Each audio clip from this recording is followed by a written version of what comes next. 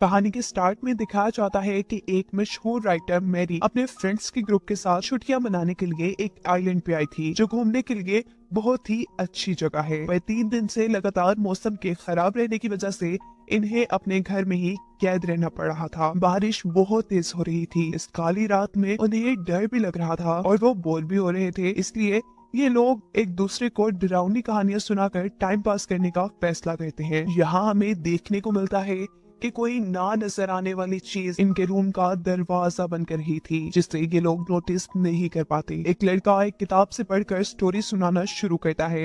ये लोग स्टोरी में इतने गुम हो जाते हैं कि अचानक होने वाली दरवाजे पर नॉक इन्हें बुरी तरह डरा देती है। ये सब लोग मिलकर चेक करने का डिसाइड करते हैं और दरवाजा खोलने पर वहाँ डॉक्टर हु के साथ उसकी टीम थी। डॉक्टर हु एक टाइम ट्रेवलर थी, जो फ्यूचर से पास्ट में आकर वहाँ होने वाली गलत चीजों को ठीक करती थी, ताकि गलत चीजों का असर फ्यूचर पे न हो, जिस काम के लिए वो अपनी टाइम मशीन का इस्तेमाल करती थी। यहाँ डॉक्टर हु एक खाली कागज दिखाकर अपने आप को एक कंपनी की एम्प्लॉय बताती है और कहती है कि हम यहाँ से गुजर रहे थे, पर करीब ही हमारी गाड़ी खराब हो गई। मौसम भी इतना खराब है, इसलिए हमें यहाँ आना पड़ा। ये लोग डॉक्टर हु और उसकी टीम को घर आने की इजाजत दे देते हैं। डॉक्टर हु अपनी टीम को उनका ये घर दिखा रही है। वो अपनी टीम से कहती है कि मैं तुम्हें बहुत ही स्पेशल टाइम में लेकर आई हूँ। ये वो टाइम और वो घर है जहाँ से राइटर मैरी को अपने मशहूर नॉवल लिखने का आइडिया मिला था। वो अपनी टीम को वार्न भी करती है कि गलती से भी कोई यहाँ पर मैरी के लिखे हुए नॉवल का नाम न ले, क्योंकि अभी तक वो नॉवल लिखा नहीं गया और मैरी उस नॉवल के बारे में खुद भी नहीं जानती। जब ये लोग मैरी के रूम में जाते हैं तो देखते हैं कि अब मैरी और मैरी के साथ ही एक दूसरे को कहानियां सुनाना बंद कर चुके हैं और डांस करने का सोच रही है। लेकिन अगर इस वक्त में इन लोगों ने डांस किया और एक दूसरे को कहानियां न सुनाई तो मैरी को अपने नॉवल का आइडिया ना आता। मैरी के दोस्त डॉक्टर हु की टीम को भी डांस करने का कह रहे थे, पर डॉक्टर हु और उसकी टीम इन सबको कहते हैं कि नहीं, हम लोग एक दूसरे को कहानियां सुनाते हैं। पर कोई उनकी बात मानने को तैयार ही नहीं था और ऐसे ये सब डांस करने लग जाते हैं। इस टाइम पर दोबारा डॉक्टर मैरी से कहती है कि हमें एक खौफनाक भूतिया कहानी लिखनी चाहिए, पर दोबारा सब उसका ये आइडिया रिजेक्ट कर देते हैं। दिखाया जाता है मैरी के छोटे भाई को, जिसे मेड यहाँ सुलाने आई थी। वो जैसे ही यहाँ से बाहर निकलती है तो एक वॉच उड़ता हुआ दीवार से टकराकर टूट चुका है, जिसे देखने के बाद ऐसा लग रहा है कि जैसे यहाँ कोई भूत हो, और इसीलिए मेड भी ये सब देखकर बहुत ज्यादा डर चुकी थी। दूसरी तरफ दिखाया जाता है कि डॉक्टर हु अपनी टीम को कहती है कि इस रात में कुछ न कुछ तो गड़बड़ है, क्योंकि इस रात में मैरी के दोस्तों ने एक दूसरे को भूतिया कहानियां सुनाने का चैलेंज दिया था, लेकिन यहाँ तो कहानी लिखने या सुनने का कोई माहौल नहीं है और ना ही मैरी का एक साथी पर्सी यहाँ पर है। सीन कट होकर दिखाया जाता है कि अचानक एक सिनरी वॉल से उतरकर गिर जाती है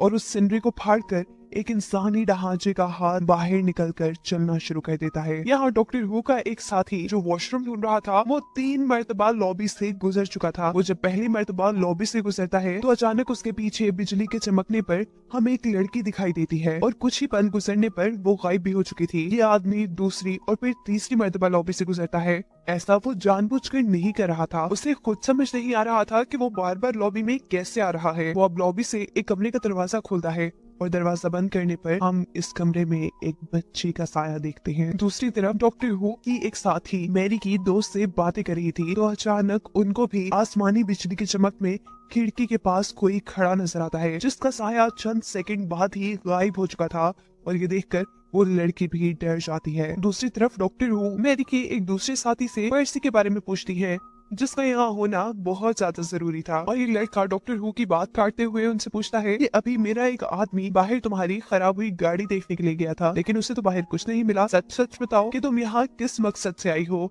और कहाँ से आई हो। डॉक्टर हु जवाब देती है, मैं तो यहाँ ऐसी ही आ गई थी, लेकिन अब मुझे फील हो रहा है कि यहाँ पर कोई बहुत ही नेगेटिव या इवल फोर्स है। ये लोग अभी बात ही कर रहे थे कि दूसरी तरफ हमें दिखाया जाता है कि बाकी सब लोग जिस रूम के अंदर है, उस रूम का दरवाजा खुलने पर अचानक वही इंसानी स्केलेटन का हाथ इनके कमरे के अंदर आ जाता है, जिसे देखकर ये सब लोग डर जाते हैं और वो हाथ अचानक उड़कर उनके एक साथी पर हमला भी कर देता है। इस लड़की की जान बचाने के लिए एक बंदा उस हाथ को उसके गले से उतारता है और दूसरा आदमी पास रखी उस ट्रे से उस हाथ को ही तोड़ देता है।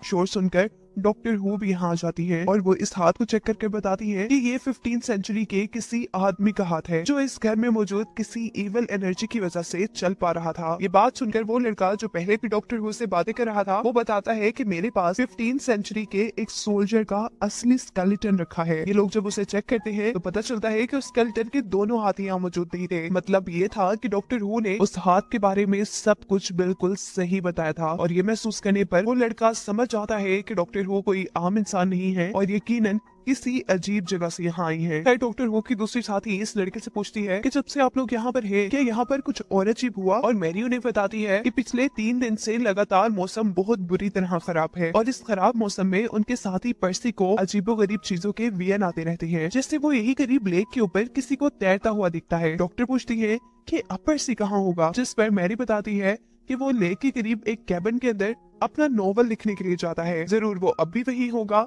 मैरी के साथ ही पर्सी को लेने के लिए निकल जाते हैं, पर अजीब उनके साथ ये हो रहा था कि बार बार सीढ़ियां उतरने के बावजूद भी वो घर से बाहर नहीं निकल पा रहे थे।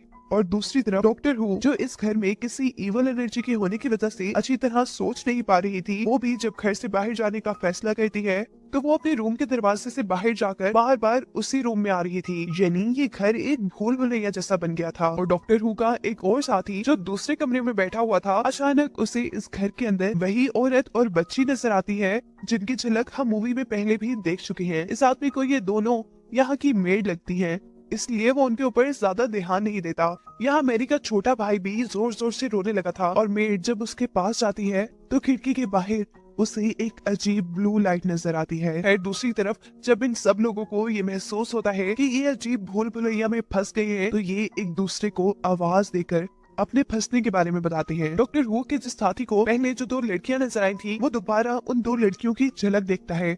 और सबसे अजीब तो ये कि उनकी आंखों के सामने एक लड़का दीवार के अंदर से ही गुजर कर दूसरी तरफ चला जाता है। वो जब ये सारी बातें डॉक्टर को बताते हुए ये कहता है कि मुझे लग रहा है कि यहाँ पर भूत है, तो डॉक्टर अपने साथी से कहती है भूत नहीं हुआ करते। अभी डॉक्टर ने ये बोला ही था कि अचानक वो लड़का जो उनके साथी के कमरे से निकला था वो दीवार पार करते हुए उनके सामने आ जाता है। ये देख डॉक्टर भी चौंक जाती है और फिर उस दीवार के अंदर अपना हाथ डालकर देखती है तो उन्हें मालूम होता है कि ये सब तो एक अलूयन है। वो सबसे कहती हैं कि यहाँ पर कोई ऐसी फोर्स जरूर है जो हमारे माइंड को कंट्रोल करते हुए हमें ये सब दिखा रही है।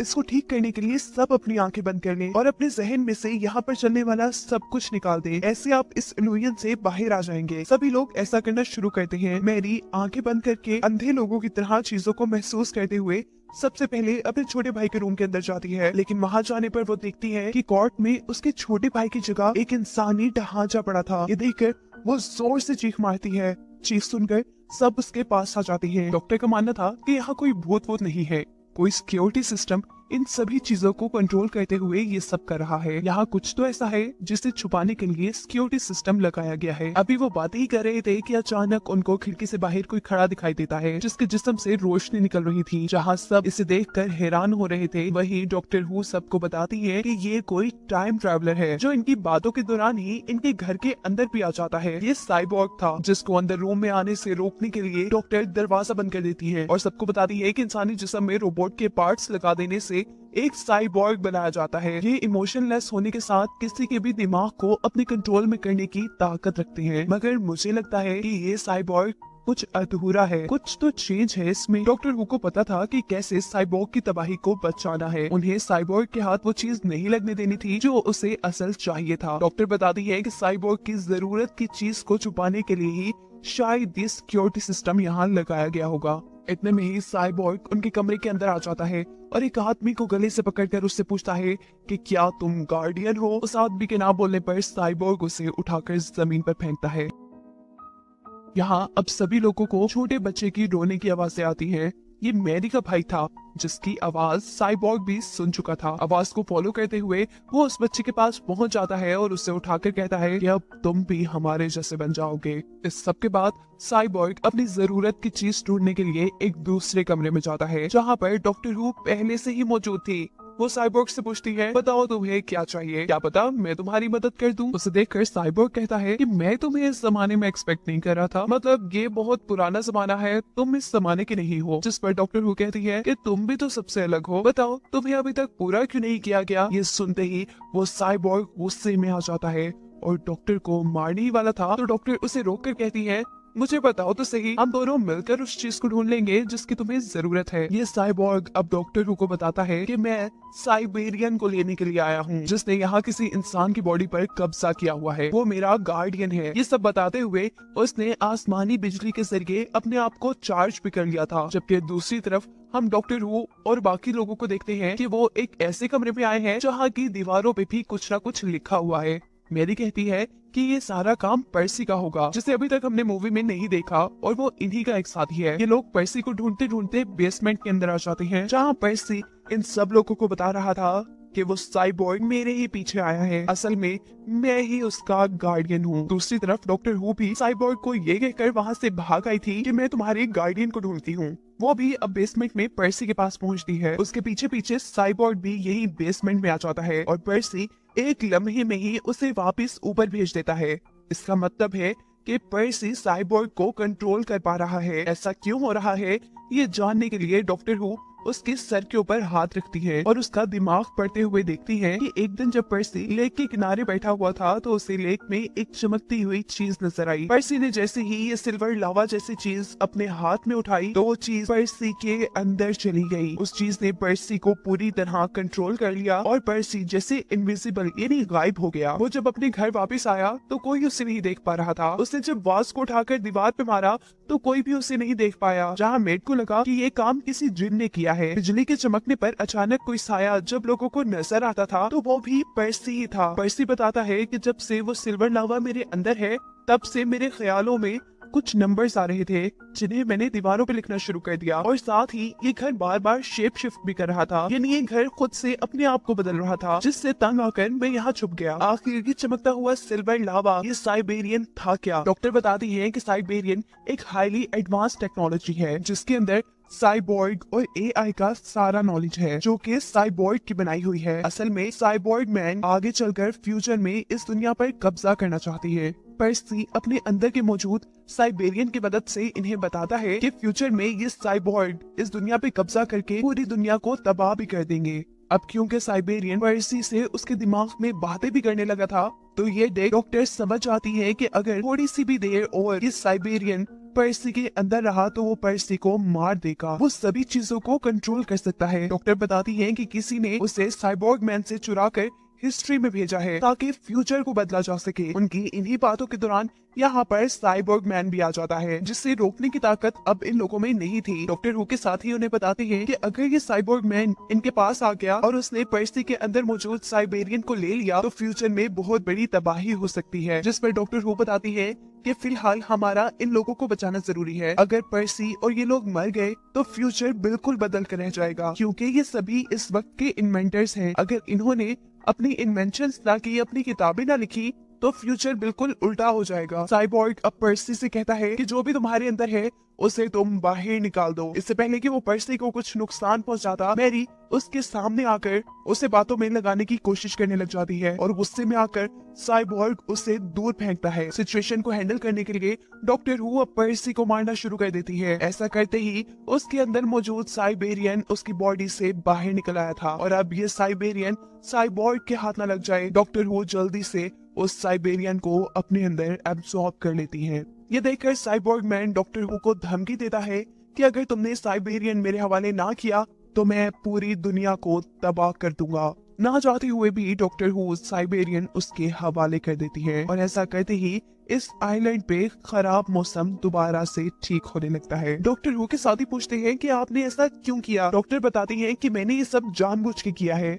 मैंने पर्सी की मौत दिखाकर साइबेरियन को धोखे से उसके दिमाग से बाहर निकाला और साइबोर्ग मैन को मैंने वो इसलिए दे दिया ताकि वो यहाँ कोई तबाही ना करे और उससे फ्यूचर भी चेंज ना हो। जबकि अब हम फ्यूचर में जाएंगे और साइबोर्ग को उनकी आर्मी बनाकर इस दुनिया को तबाह करने से रोकेंगे। और यहाँ डॉक्टर का साथी डॉक्टर से पूछता है कि चलो मान लिया कि यहाँ जितना भी कुछ अजीब हुआ वो साइबेरियन का क्रिएट किया गया था, लेकिन वो दो औरतें जो मैं बार बार देख रहा था वो कौन थी? और सारी बातों को सोचते हुए डॉक्टर को ये मानना पड़ जाता है कि इस दुनिया में भूत भी होते हैं।